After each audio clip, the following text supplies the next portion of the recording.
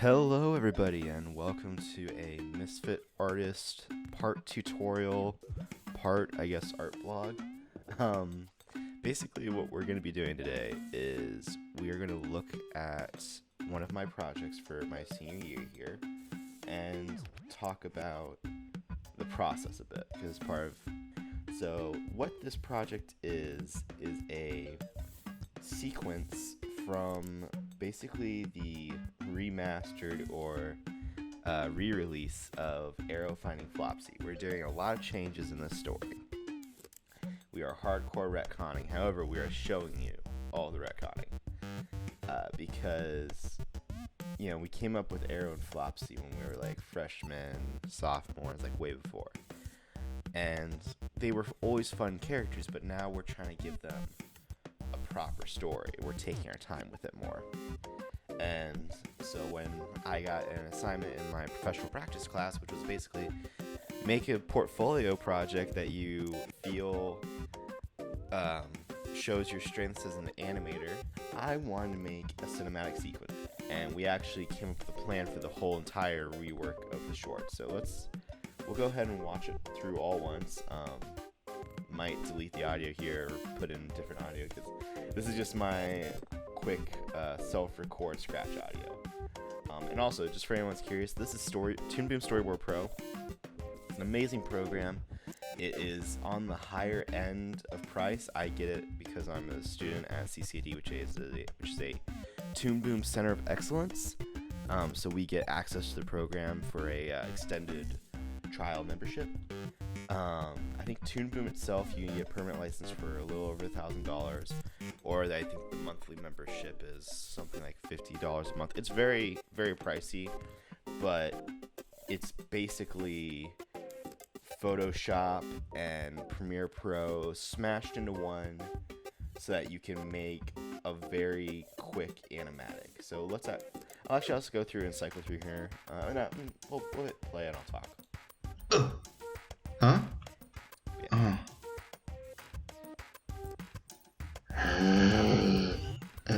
An animal? You poor thing, you shouldn't be here. Let me unchain you. So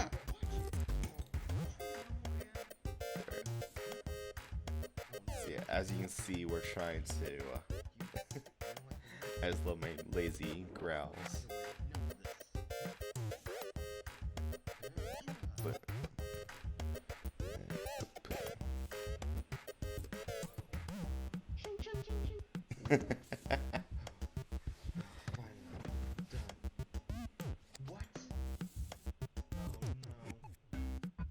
Just the fact that it's me doing an Arrow voice is really stupid.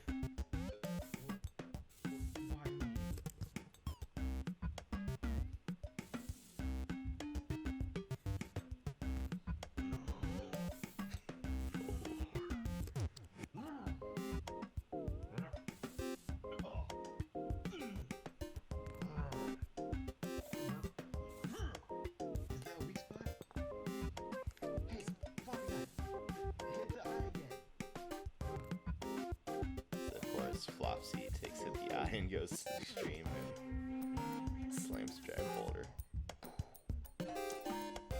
Oh, she's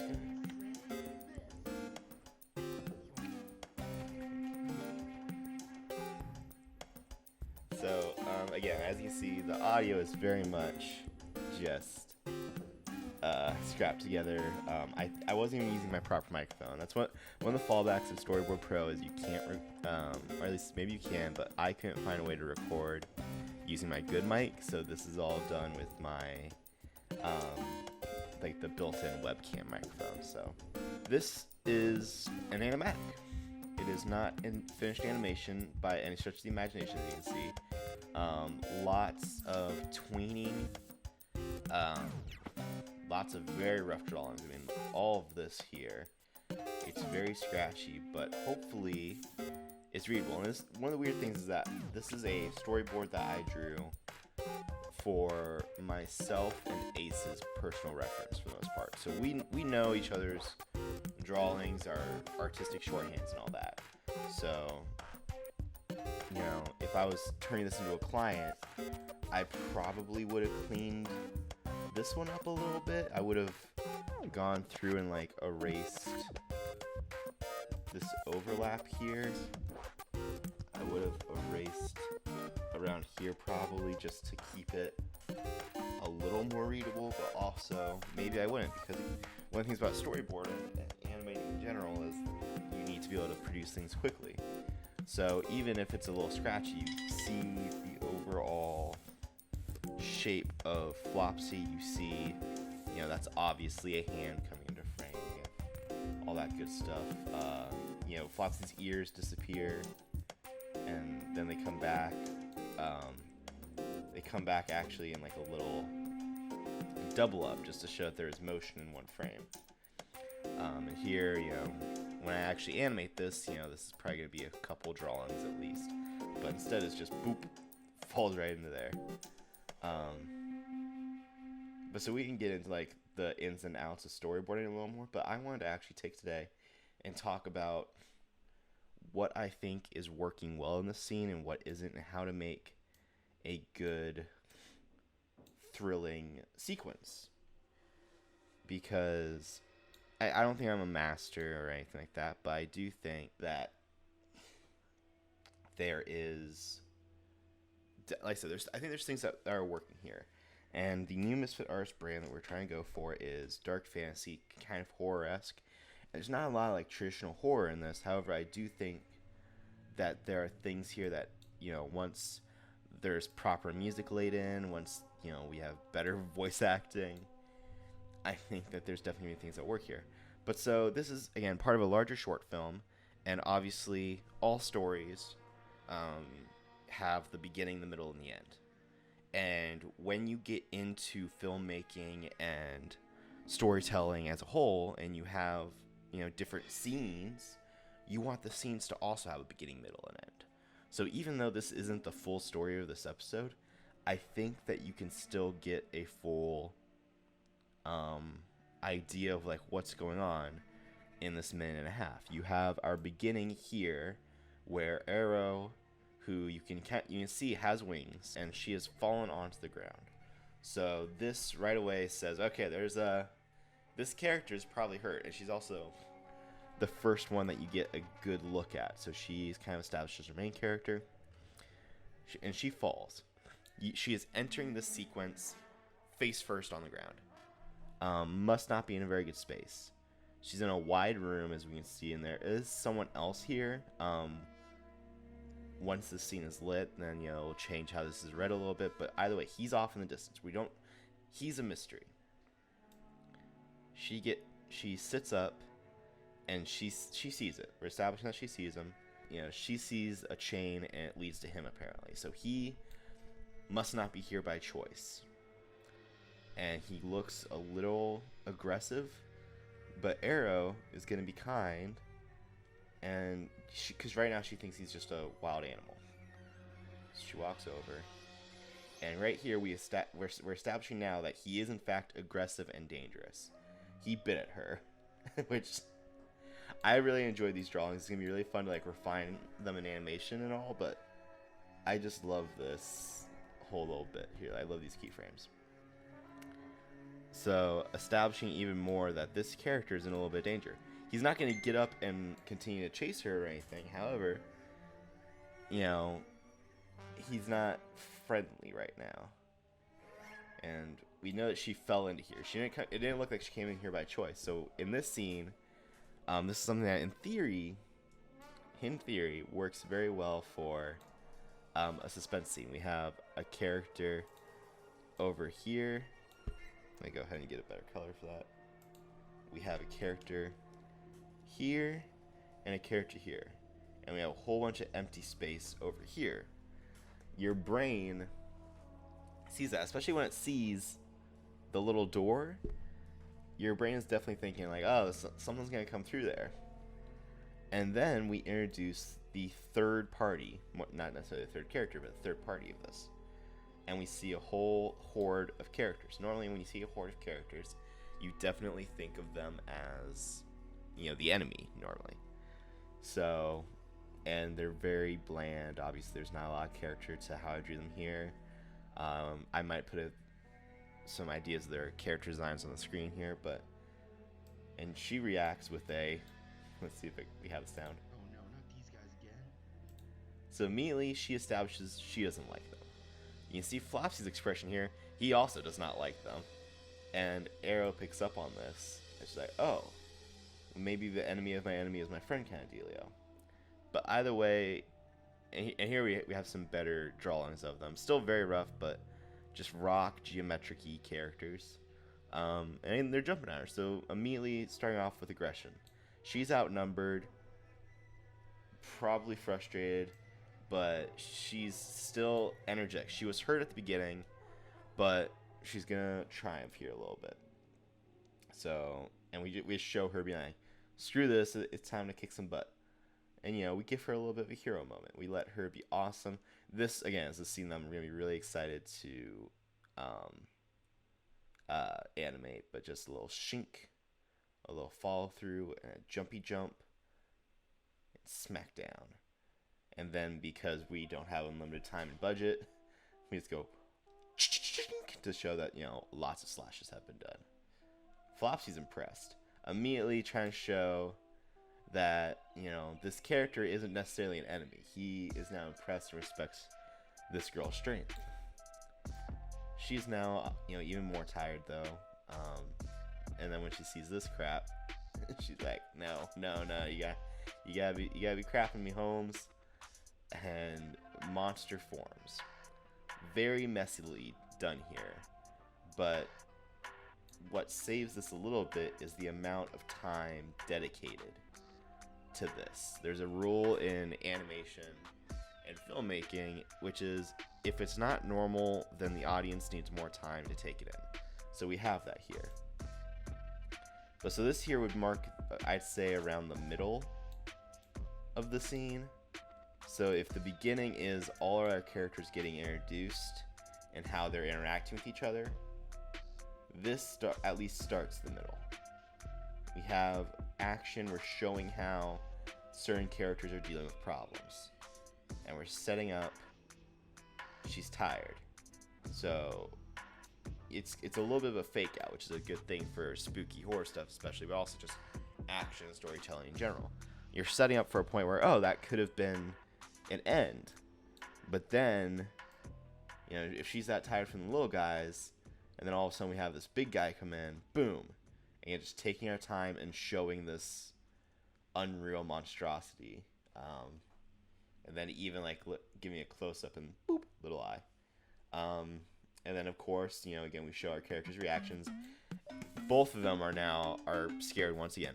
Flopsy, you know, he's a big guy and he's like always stepping back, so that should tell you something about what can be read about this monster. You know, this animalistic character instinctually is like, nope, I'm out. Arrow is also scared and very tired. From here on, she doesn't throw very many punches for a while. And so now we're getting to our third act where we're just smashing out our characters. This is a scene that in the animation gets beefed up quite a bit. Instead of just the two poke slam, there's quite a few more of those. But, you know, now Arrow, who was on the attack, is on the defensive. You know, all she can do is avoid this monster. Gets close, and you're like, oh no, what's about to happen? And this gets into another thing that's very common to be used in storytelling, and a good rule of thumb is you always want your characters to make impactful choices, because that move it along. So, you know, here, Arrow made a choice to try to be nice. Flopsy made the choice to bite at her, so she reacted that way. You know, this horde of characters made the choice to attack, and Arrow chose to fight back, and that got them to where they are currently. You know, nothing is happening just because natural disaster. It's all choices that make sense for what you expect of a random adventure in a cave and whatnot. So here, when Arrow is, you know, kind of on the fence here, Flopsy, who we have shown earlier to have respected her strength, gets up and says, nope, done with this. and just goes ahead and runs. And again, you can see how many shortcuts are taken at certain points. The rock spire just disappears here because Flopsy is standing up, and I didn't want to fill him in. All I needed for the storyboard drawing was Flopsy's basic shapes. And Flopsy is, as we've done shape studies for him recently, which I might show off eventually, is he has a circle for his head, big 2B arms, and a big squared body. There's a certain word for that type of quadrilateral. I'm forgetting it from an art student. But he stands up. You see these shapes. Even if you don't know Flopsy, you can recognize those shapes enough with other depictions of that character. Arrow has a more proper upper body rib cage and those hips, long ears. Flopsy is just much bigger than her, all that good stuff. So you move to here, and Flopsy stands up and literally says, "No more." There might be a way to do this without that dialogue. You always want things to be shown visually. But I think the fact that this is the first time that Flopsy has stood up, that also shows it. And he just literally runs at it, and good old punch. And this is definitely, we're hardcore into, the third act of the scene now, because our character has chosen to do something that at the beginning you wouldn't have necessarily thought he would have. Unless, you know stories, which, you probably could predict it, but from your basic standpoint, you're like, okay, that character's not going to do anything. He's just cranky. Jumps up. Boom. So again, a third act is a lot of, oh, is this going to be how we win the day? Nope. And you keep bringing your characters down lower and lower and lower until they come up with their creative solution. So, obviously, rock monsters, nope, you gonna be punished now. Flopsy, in a last-ditch effort, sees a rock, and he's strong. Rock throws it at the eye, which is, I feel like, a great thing, I feel like, especially with horror things, to make characters feel powerless, but also make them fight back in this kind of powerless, creative way. I think that it's great to have them beat characters the way a child would. A logical adult wouldn't think, oh, I'm gonna throw a rock at it. That's not the adult badass way of beating things. That's how a child would do it. They find anything that they can throw and they just go whop. And another thing, going back to storyboarding a little bit. Sorry, this is a little all over the place, but I feel like this is a fun way to go into it. I hope you guys are enjoying it. But normally, if I was handing this into a client, I would have colored these rocks in here. I may have done more drawings and actually had one frame for each of these.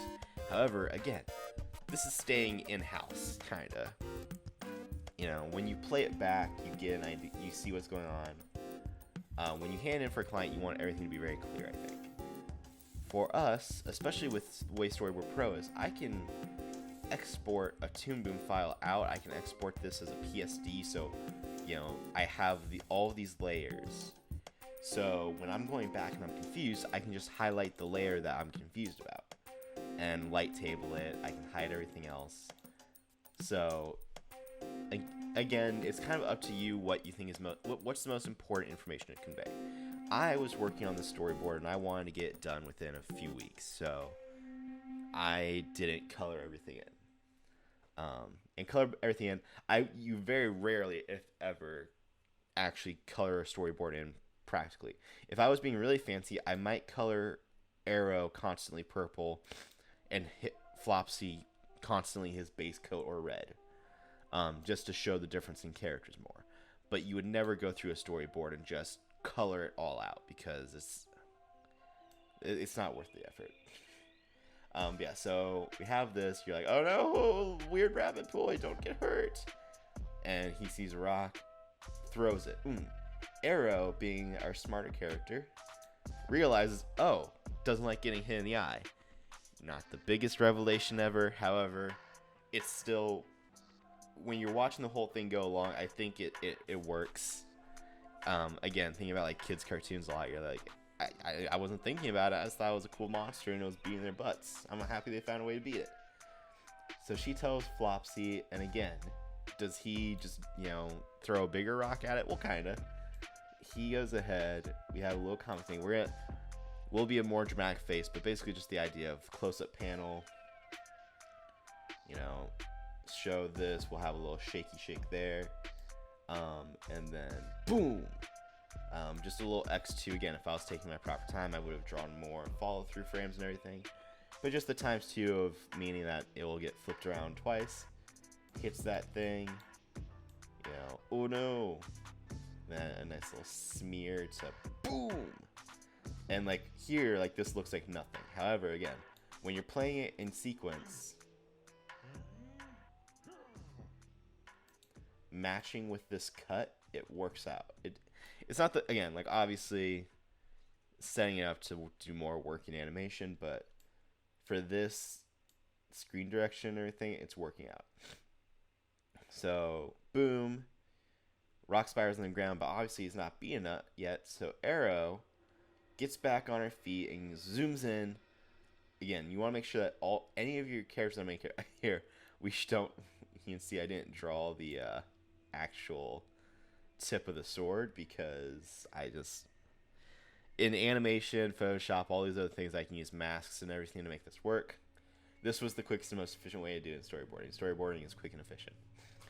Stabs in there, pulls it out, and now we're at the resolution of our scene where these characters still don't necessarily know what to think of each other, but again, they have worked together to beat a common foe, which means that they must have some level of co-working available.